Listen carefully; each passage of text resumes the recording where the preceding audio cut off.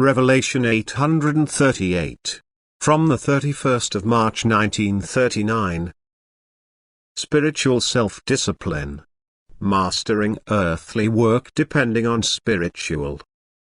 To remain in untiring spiritual activity also guarantees a continuously higher development of the soul, and therefore those striving upwards will always have to put effort into perpetual spiritual self-discipline. They will have to let all spiritual work take precedence and must not be hindered by earthly duties.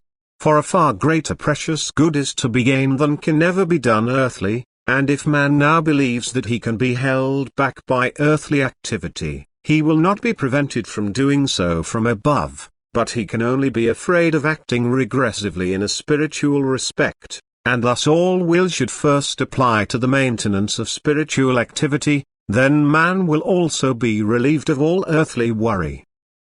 The morning work will always remain irreplaceable to you and should therefore take its course if possible, because all forces are available to you at this time and are also able to penetrate your thoughts more easily.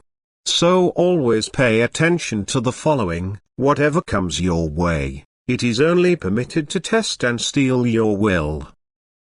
You must not fall victim to these temptations, because it is only up to your will that countless beings stand by your side and grant you assistance, if you only intend to follow the spiritual work.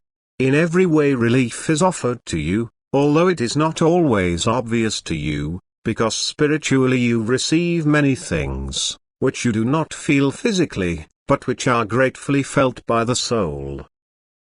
The same activity of the thoughts in earthly work is likewise a spiritual power imparted to you, so that you are therefore supported in such a way that the earthly work becomes surmountable for you, and you therefore owe every success to the simultaneous activity in the spiritual field.